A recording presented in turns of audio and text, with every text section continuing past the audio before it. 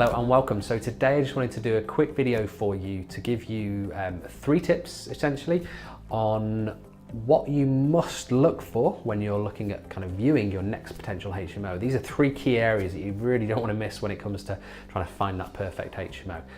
So I'll look at covering those in today's video for you.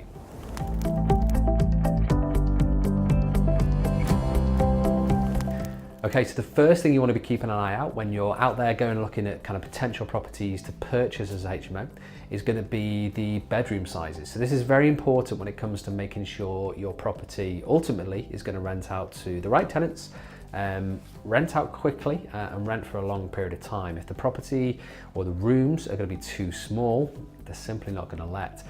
Also, you don't want to be wasting space. You don't want to have a gigantic kind of room provided to tenants that's just a lot of wasted space that you may be able to potentially chop that room in half and utilize that as 2 bedroom spaces if the room is large enough. So on that basis, what you want to be doing is looking at ideally room sizes of about 6.5 square meters minimum if you're looking at single rooms, and usually around 8 square meters minimum if you're looking at providing a large double room or a good sized kind of double room. You'll tend to find some properties or some rooms, maybe if the layout's right, so if it's a square room or if it's a very kind of nice rectangular kind of shape, and it's 7 square meters or 7.5 square meters, you can maybe make that room work with a 3/4 or a kind of a 3/4 double-sized bed essentially. So you've got a slightly larger bedroom or a slightly larger bed, but it's not necessarily a full kind of double bed, and it's not necessarily going to be priced the same as a large double would be. But hopefully that kind of room sizes gives you a little bit of something to play with when you're going out viewing your next property. So about 6.5 square meters for a single, about 8 square meters for a double.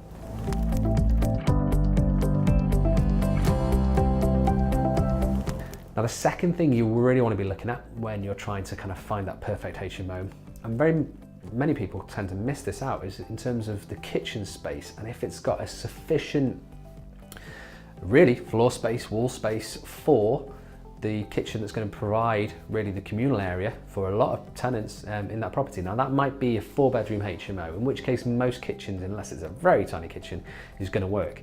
However, as soon as you start to go up in terms of that scale and number of bedrooms, and you go to 5, 6, maybe even 7+ kind of tenants, you need to start understanding what you need to provide in that kitchen kind of space. And that's for 2 reasons really. One is from a health and safety aspect. If you go to a certain number of tenants in a property, you start to then need to provide in 2 sinks, 2 cookers, that type of thing.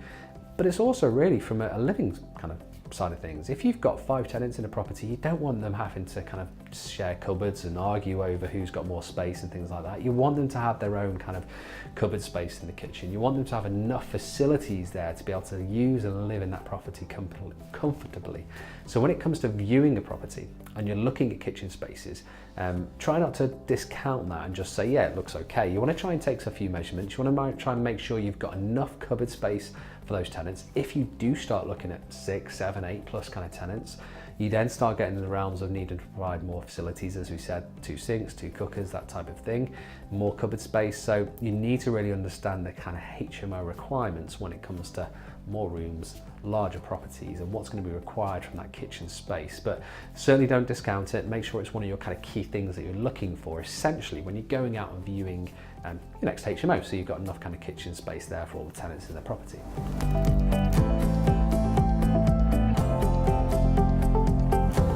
Third thing you want to be considering, again, comes down to kind of spaces and sizes really, is going to be the communal area. So if you're providing a communal lounge in the property, and we do another video on this where we look at whether you should or you shouldn't provide a communal lounge, let's make the assumption that you are. Then when you're looking at that kind of communal space, again, you need to make sure really it's got enough space for all of the things that a tenant's going to require in there. If it's a 5-bedroom property, you need to have enough seating for 5 tenants. A lot of people tend to kind of, again, miss out really that measurement or that requirement when they're looking at a kind of potential HMO. So they might kind of go through the property quickly and think, okay, it's got 4, 5, 6 potential bedrooms, that's great, kitchen's okay, bathroom here, 2 bathrooms, whatever it might be, but then kind of skip over the communal space.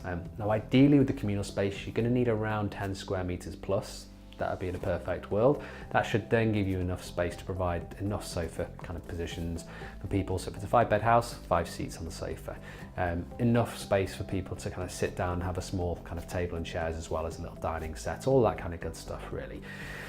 So just to recap, 3 things that you want to make sure that you do look out for in your next viewing when you're looking for HMOs is going to be, the first thing is bedroom sizes, the second thing is going to be kitchen sizes, so the amount of kind of utilities and amenities in that kitchen for the tenants as well. And then the third thing is going to be communal space, so making sure you've got enough space in that lounge and that communal area for the number of tenants in the properties. So I hope that helps. Thank you for watching this video. If you like this content and you'd like to join our free online property training course, we've got a link for it on this page. And in there we cover a range of different property strategies to help you get started, either building a long-term property portfolio or creating cash flowing property business. We also look at ways to increase your return on investment with any of the property you're maybe considering. And we also have a couple of cheat sheets and downloadable documents in there as well. Simply click on the link to join the free training course today.